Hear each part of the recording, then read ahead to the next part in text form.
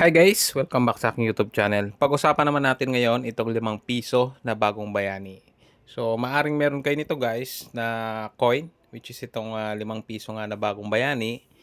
Pero same sa mga ibang coins po na commemorative, meron din po itong version na blister pack, which is ganito yung itsura. And itong mga blister pack po na ito ay issued po ng Bangko Sentral ng Pilipinas. So, kumbaga official release po ito, and ang purpose naman po kaya po nagbebenta yung BSP nito is para sa mga nagko-collect po ng mga coin. So ganito po yung kanyang packaging. Same coin din po sila guys, kung ano po yung pinakita ko sa inyo. More on iba lang yung pagka-finish ng barya, or may pagka proof like finish, or parang mirror like finish. So ganun po yung itsura ng baryang ito. Ngayon, before available ito sa online store ng BSP. And I think ang benta nila dati dito is around 75 yata or 100. Mga ganyan lang po. Pero kung bibili nyo po ngayon ito, more on sa mga posting na lang po sa social media kayo makakakita nito. Kasi hindi na siya available. Ngayon,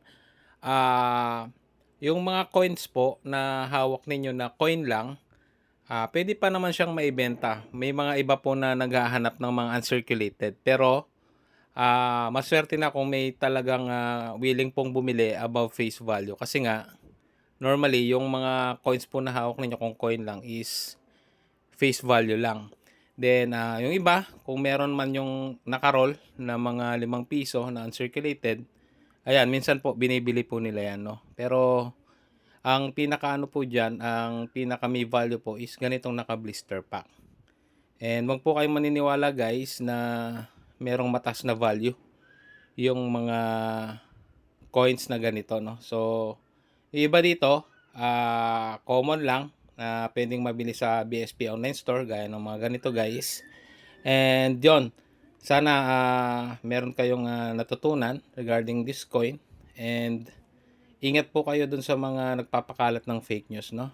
So, ang value po nito, nire-resell nga pala ito guys, muntik ko na makalimutan. Nasa around 100 to 200 yung iba ang benta nito. Pero kung coin lang po, bihira po yung may bumibili. Pero paminsan-minsan meron din ng mas mataas ng konti sa kanyang face value, no? And kailangan uncirculated, no?